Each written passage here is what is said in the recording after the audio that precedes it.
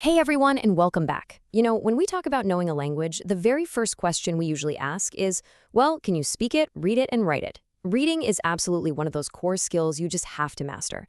It literally unlocks the entire world for you. So in today's explainer, we are going to completely break down Unit 1 from your IGNOU study material, which is all about the reading skill. We're going to look at why we actually read, what on earth is happening inside our brains when we do it, and how you can actually train yourself to become a much faster, way more effective reader. Okay, so here's our quick roadmap for today. We'll be covering why we read, the reading process, strategies of good readers, the 4 levels of meaning, common reading problems, and then we'll wrap it all up with a quick chapter summary. Let's just dive right in. All right, section 1, why we read, specifically looking at authentic reasons outside the classroom.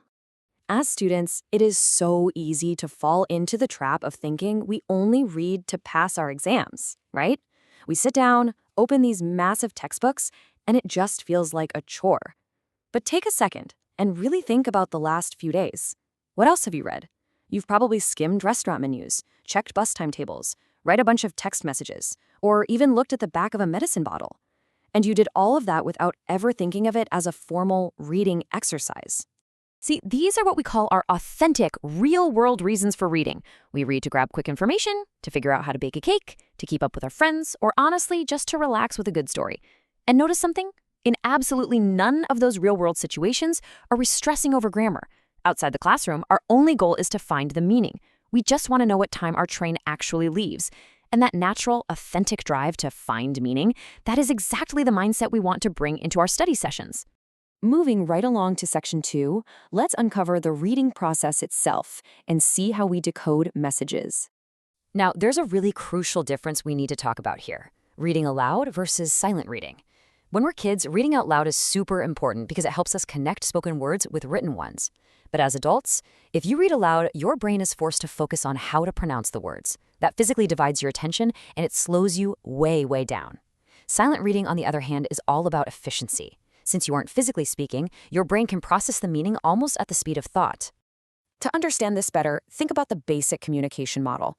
The writer is the encoder, they pack an idea into words, and you, the reader, are the decoder who unpacks it. For a really long time, people actually thought this meant reading was totally passive. Like you're just a sponge sitting there, absorbing ink off the page, and the meaning just magically transfers into your head. But is that actually true? Well, no, not exactly. Reading is actually a highly active process. Imagine the writer and the reader as 2 separate circles. For you to truly understand each other, those circles have to overlap. You both need to share certain assumptions and background knowledge. Think about it. If a writer assumes you already know advanced quantum physics and you don't, you are going to struggle hard to make sense of that text. You literally have to actively bring your own life experiences to the page to bridge that gap and pull the meaning out. So because reading is such an active, engaging process, let's jump to section 3 and look at the strategies that actually separate average readers from really great ones. Great readers constantly use something called schemata. Now, don't let the term intimidate you. Schemata is just a fancy academic word for your background knowledge. It's your understanding of how the world works. When you read, you naturally use your schemata to anticipate what's coming next. Because of this, experts often call reading a psycholinguistic guessing game. You aren't actually looking at every single letter. Your brain is brilliantly using what it already knows to fill in the blanks instantly, which makes you read so much faster. Efficient reading actually has a few main characteristics. It's purposeful, it's selective, and your speed naturally varies depending on what you're reading. But the absolute most important characteristic is chunking. This means your eyes take in whole, meaningful phrases in a single glance. If you sit there and read your IGNOU textbooks word by word, you'll go so slow that by the time you hit the period, you'll have completely forgotten how the sentence even started. Chunking lets your brain process entire ideas all at once. All right, on to section 4, the 4 levels of meaning. Because when you truly grasp a text, your brain is actually working on 4 different levels at the exact same time. Have you ever noticed that you read differently depending on the book? Well, we always start at the literal level. That's just getting the basic facts right there in black and white. Then we step up to the interpretive level, which is where we start reading between the lines. Next is the critical level, where you actually evaluate the text. Is this accurate? Is it biased? And finally, we hit the creative level, where the text actually inspires you to come up with totally new ideas of your own. Let's look a little closer at that interpretive level because it is so vital. Writers don't always spell everything out for us. For example, if an author says a character has a Midas touch, you use your interpretive skills to realize, oh, they're really successful with money. You know they aren't literally turning their furniture into solid gold. Or if I say my friend wolfed down his lunch, you know he ate it super fast and greedily, not that he magically transformed into a wolf. You have to actively participate to get that meaning. Okay, moving to section 5. If we want to become faster readers, we need to talk about common reading problems so you can spot them and fix them. We generally group reading problems into 2 buckets, miscues and faulty habits. Miscues are basic decoding errors.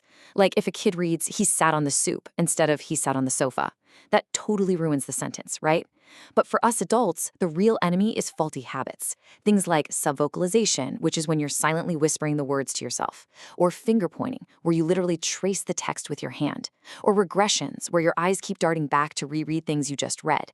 These habits absolutely destroy your reading speed and ruin your ability to chunk words. Breaking these physical habits is your fastest ticket to leveling up your reading. Well, we made it to section 6. Let's do a really quick chapter summary to lock all this in before your next study session. To quickly recap, reading is a purposeful, super active process. You aren't just absorbing words, you're using your schemata, your background knowledge, to make smart guesses and find the meaning. Always try to read silently to boost your speed. Remember the 4 levels of meaning: literal, interpretive, critical, and creative. And please, try to catch yourself and stop those slow, faulty habits like whispering words or pointing at the page. You guys did excellent work today. If you apply these strategies to your coursework, I promise your study sessions are going to get so much faster and way less frustrating. Just remember, next time you open a book, don't just decode the ink, actively decode the meaning. For more clear explanations and daily IGNO videos, subscribe to IGNO Mind Decoded.